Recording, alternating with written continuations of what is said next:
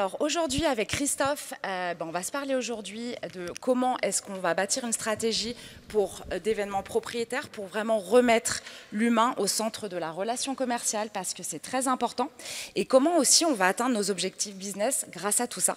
Et on a des petites histoires à vous raconter de ce qu'on a fait et l'un et l'autre chez Serge Ferrari et pour moi chez Data Galaxy. Et du coup les événements ça permet vraiment de remettre du lien, créer de l'émotion et imprimer sa marque. Et alors Christophe, quand on préparait cette prise de parole, c'était trop intéressant parce que tu me parlais du Solstice Tour. Et moi, qui viens donc, du coup d'une start-up, j'étais émerveillée par ce que tu as fait. Est-ce que tu peux un petit peu nous en parler? Émerveillée, c'est peut-être un bien grand mot malgré tout. Je l'étais. Bon, déjà, bonjour à tous. Effectivement, on a eu chez Serge Ferrari, alors déjà pour nous présenter rapidement, Serge Ferrari, on conçoit des toiles techniques qui vont dans beaucoup d'univers différents, dont les sujets de protection solaire. La protection solaire, c'est ce que vous avez peut-être chez vous, des stores intérieurs, des stores extérieurs, des pergolas, des voiles d'ombrage. J'en ai une. Voilà. L'événement qui nous intéresse, qui est le Solstice Tour, c'est l'événement de la protection solaire. C'est destiné uniquement aux acteurs de ce secteur d'activité qui sont hiérarchisés de cette façon-là. C'est-à-dire que nous, chez Ferrari, on ne fabrique que des rouleaux de toile, en somme. Alors c'est déjà assez compliqué comme ça, donc on s'arrête là. Après, on le vend à des gens qui fabriquent, des industriels qui fabriquent des solutions de protection solaire, celles que je vous ai citées précédemment. Et ces gens-là, eux-mêmes, les vendent à des storistes qui vous les vendent à vous. Voilà. Donc ce qui nous intéresse, nous, en somme, c'est de faire en sorte que les installateurs, les storistes, vous proposent à vous des solutions de protection solaire avec des toiles qui viennent de chez nous, dans le meilleur des cas. Voilà, c'est pas toujours le cas malheureusement. On fait tout pour que ce soit le cas. Donc comment on opère? On opère effectivement en se disant, du moins quand j'ai repris la direction de la communication du groupe il y a maintenant 4 ans, il existait des grands événements de la profession, des salons internationaux qui nous coûtaient des fortunes, et puis il fallait qu'on investisse de plus en plus pour se rendre de plus en plus visible, sortir du lot. Vous connaissez l'éternel problème, c'était pas forcément évident. Ça mobilise beaucoup de personnes de façon ponctuelle, ça coûte très très cher et au final, vous avez malgré tout du mal à en mesurer le retour. Tout à fait. Donc on s'est dit, on va faire différemment, on va créer notre propre événement, on va se désolidariser de ce que fait habituellement la profession. C'est un peu une caractéristique de Serge Ferrari, c'est un peu la créativité, un peu le côté disruptif, voir les choses un peu différemment, et même sur les produits. Donc en fait, ce que l'on a fait, c'est qu'on a créé un événement qui nous permet d'aller au contact physiquement des personnes. On sortait aussi du Covid, donc c'était pas aussi la bonne occasion et on avait tous envie, nos clients comme nous, de revoir les gens physiquement, de se sentir. On est tous des animaux, on a besoin de se sentir. Complètement. Et de ce fait-là, on est allé au contact. Donc on a créé une première édition, avec Lucie de mon équipe qui est ici présente. On a créé une première édition qui était assez courte, puisque c'était 3 mois avec 30 dates dans 7 pays différents. La deuxième, ça a été couronné de succès. Grâce au travail des équipes, c'est un événement qu'on a fait 100% en interne. Mais quand je dis 100%, ça va de la créa, des thématiques d'événements, des aménagements des camions, jusqu'à l'organisation pure au quotidien. C'est pour ça que j'étais impressionnée d'ailleurs, parce que nous, chez Data Galaxy, on est une start-up, donc on est basé à Lyon, et c'est vrai qu'on a aussi voulu construire des événements, mais on n'a pas les mêmes moyens, enfin, c'est complètement différent. Et toi, c'était quoi du coup ton objectif quand tu as bâti le Solstice Tour? Alors moi j'avais 2 objectifs. L'objectif que me fixait ma direction quand même malgré tout, c'était effectivement de rencontrer et qu'il y ait un fort trafic sur chacune des dates qu'on pouvait organiser. Combien? Rappelle-moi. La première édition c'était 30 dates, la seconde qui s'est terminée en février dernier c'était 60 dates sur 14 pays différents. Ouais. Là, en fait, la seule clé du succès, surtout c'est ce dont je veux parler, parce que c'est facile d'avoir l'idée, et ça je l'ai eu à 4 heures du matin une nuit, le plus dur c'est de l'organiser. Et l'organiser, en fait, c'est surtout ce qui caractérise les services marketing et les services communication, c'est surtout de la rigueur en fait, et une méthodologie. Oh oui. Et ça, je crois que toi, la méthodologie, tu peux en parler, parce que sur tes événements, tu l'as même labellisé. Oui. Alors, chez Data Galaxy, la méthodologie, en fait, c'est le centre de tout. Et du coup, j'ai créé ma méthodologie qui s'appelle POP. Donc, c'est pas K-pop, c'est pas la pop anglaise ou quoi, non, c'est POP. Le P, c'est pour public. C'est définir son audience, savoir qui est-ce qu'on veut rencontrer, la spécifier, c'est hyper important parce qu'autrement, on invite un peu tout le monde et n'importe qui et ça marche pas. Donc ça, c'est la première chose qui va nous aussi permettre de délivrer du contenu qui sera hyper adapté. Ensuite, le O, c'est pour objectif. Pourquoi est-ce qu'on fait son événement? pourquoi, le why de l'événement, parce qu'on investit des ressources financières, humaines, donc il faut vraiment qu'on se pose cette question. Malheureusement, on ne se la pose pas des fois assez en détail. Et le dernier P, c'est pour performance. Il faut absolument définir des indicateurs de succès, des KPIs, pour se dire, bah voilà, je sais que cet événement est un succès parce que je l'ai mesuré. Donc ça, c'est la méthodologie. Et quand on ne l'applique pas... Ben en fait, on se plante. Totalement. C'est assez simple. Alors, je vais revenir juste sur un point. Il y a deux choses qui sont importantes, c'est la méthodologie, mais c'est aussi le modèle économique de l'événement. Parce que financer un roadshow qui fait 14 pays, avec 30 dates différentes, entre les moyens qu'il faut et compagnie, on n'aurait jamais eu les moyens de se l'offrir. Okay, il faut être très clair. Donc en fait, le modèle économique a son importance, et derrière, il y a aussi un bénéfice lié à ce modèle économique. Le modèle économique tel qu'on l'a conçu, on l'a conçu comme une tournée avec des partenaires.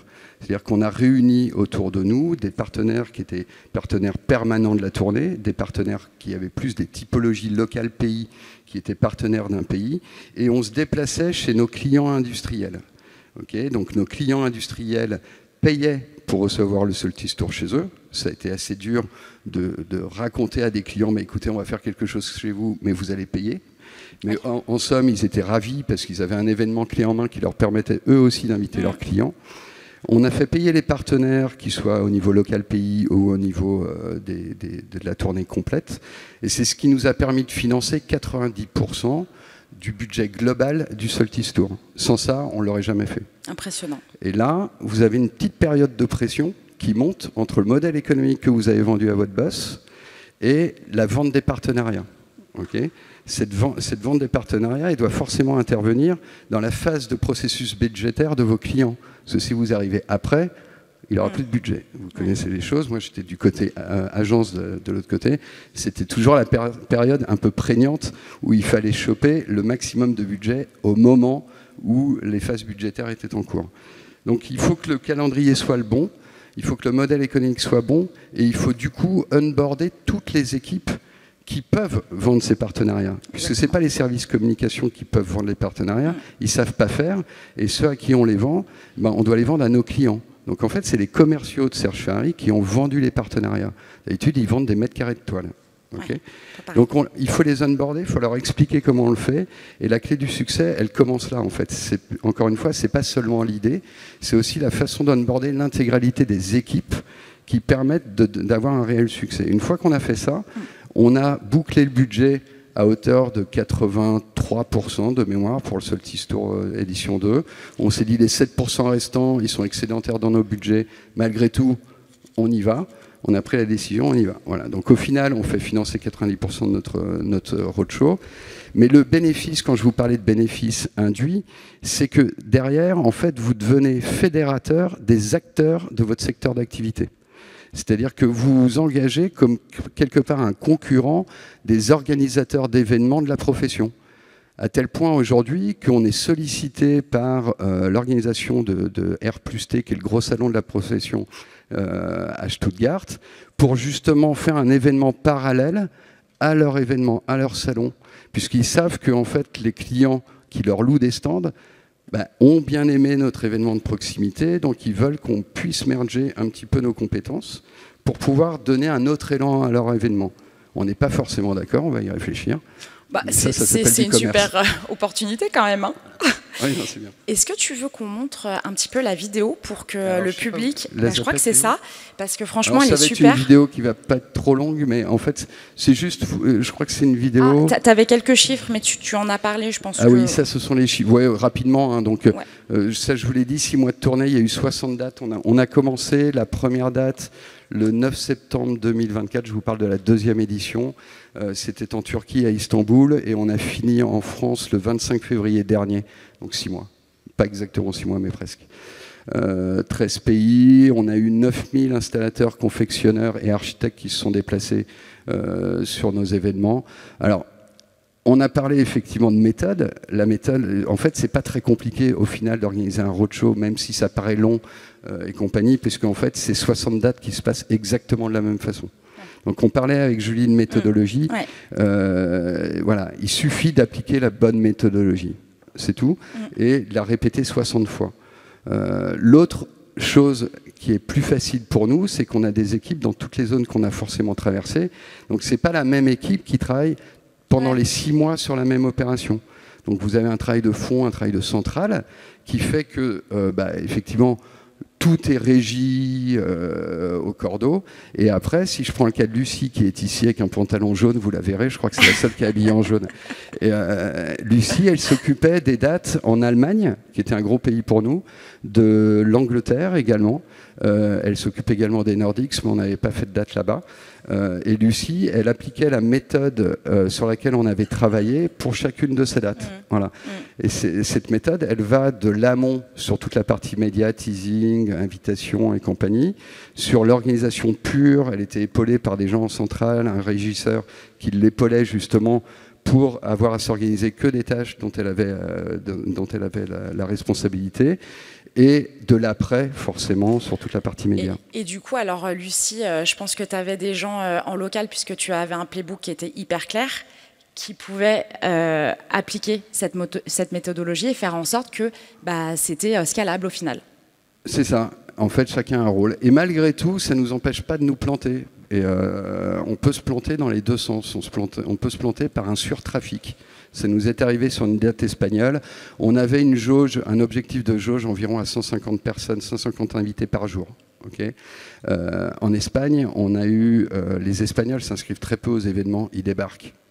C'est assez simple. Avec la famille ? Voilà. Donc si vous avez prévu à manger pour tout le monde, ça va bien. Mais si jamais c'est pas bien prévu, ça peut vite être le chaos. Et en Espagne, on a eu une date à 280 personnes.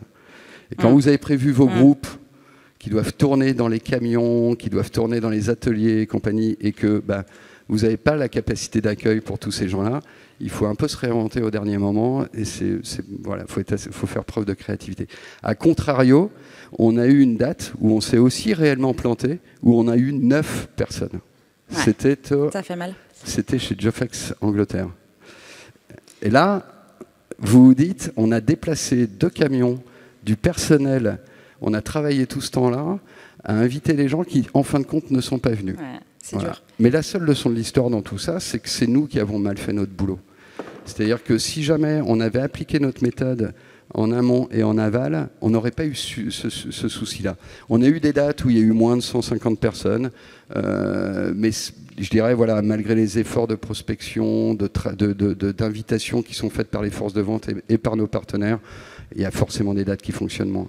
Mais une date où il y a 9 personnes, ça veut dire qu'il y a forcément un problème de méthodologie mal appliqué. Une date où il y a 250 personnes, ça veut dire qu'on ne connaît pas assez nos clients. Ouais, je suis tout à fait d'accord et ça me fait penser à notre fail, le plus cuisant de 2024. New York. En fait, chez Data Galaxy, on était personne aux États-Unis il y a encore 2 ans. Première année, on s'allie avec Business France et des acteurs locaux. Et gros succès parce qu'on applique cette méthodologie POP. Donc, on était trop contents. Un rooftop, le Floor Room, je ne sais pas si vous connaissez, magnifique. La salle bondée, Data Galaxy de partout. Mon CEO, le lendemain, il m'appelle 6h du mat, heure locale. Génial, c'était un succès. Pourquoi ? Parce qu'on avait tout défini. Le public, l'objectif, les performances, c'était génial. Bon, on se dit, enfin, il se dit, j'espère qu'il n'est pas là, l'année d'après, on refait pareil, mais on ne s'est pas posé les questions. Pourquoi est-ce qu'on le refait, cet événement ? Donc, c'était en novembre 2024. Petite gêne, parce qu'en fait, on a eu 12 personnes dans la salle. Et on avait des équipes françaises qui se sont déplacées. On a payé des gens aussi, des speakers pour être là. Et là, c'était le méga fail. Par contre, quand on décide... quand on est hyper aligné en collaboration, que nos objectifs sont très clairs grâce à la POP méthodologie, et là, on peut avoir des événements super. Je me permets de parler du côté héroïste, parce que chez Data Galaxy, nous, on était moins dans vraiment le brand awareness, le travail avec les partenaires. On s'est dit, allez, quel est notre client idéal ? Bon, je pense que vous en avez un aussi. Et nous, c'était les entreprises du groupe Mullier. Donc, à Lille, on s'est dit, on va faire la matinée de la data gouvernance. Donc, ça, c'était vraiment on a défini notre public. Les Chief Data Officers des entreprises du groupe Mullier, on les a targetés. On en voulait 30, pas un de plus. Donc, on a fait en sorte de leur proposer du contenu hyper intéressant pour eux, faire en fait un panel avec nos clients qui expliquait en quoi Data Galaxy leur avait soulevé, ça se dit ou pas, soulevé ? Non, ça se dit pas. Ouais. Un problème. Et donc, du coup, ils avaient vraiment, c'était attractif. Ça venait, enfin, s'il y avait 3-4 events sur la même date, c'était le nôtre qu'ils allaient choisir parce qu'on avait défini un contenu hyper clair pour eux. Notre objectif, il était clair. Et du coup, nos performances, bah, c'était, enfin, les KPIs, c'était 30 personnes, mettre 500 000 € dans le pipe et en convertir la moitié. Et suspense, on l'a fait parce que voilà, on a vraiment, on a eu à cœur de faire travailler les équipes sur cet objectif et pour nous, c'était un succès retentissant. Alors pour nous, le ROI, il ne peut pas se calculer facilement parce que si vous avez retenu la hiérarchie de la distribution et de la vente de nos produits, en fait, le Soltis Tour, pour nous, c'est une opération de promotion des ventes. Donc ça veut dire qu'on doit susciter de l'intérêt chez les gens qui viennent nous voir, on doit susciter de l'intérêt chez les gens qui ne sont pas des clients mais qui nous connaissent pour les faire venir. Donc notre seul KPI, c'est le trafic, c'est le nombre de personnes qui se rendent à nos événements. Donc c'est un peu plus facile parce que vous pouvez faire venir vos petits cousins, mais c'est pas l'intérêt par contre. Donc en fait, nous, le ROI ne peut pas se calculer en chiffre d'affaires généré, c'est du quasi impossible. Oui, il y a eu des cycles de vente ouverts, mais c'est des choses qu'on n'a pas suivies tellement c'était anecdotique. Quand on a aussi des populations d'architectes qui se déplacent sur le Soltis Tour, ils se déplacent pour détecter nos nouveautés, des nouveaux appliques, des nouvelles technologies, ce genre de choses. Et c'est des projets qui peuvent sortir dans 2, 3, 4 ans.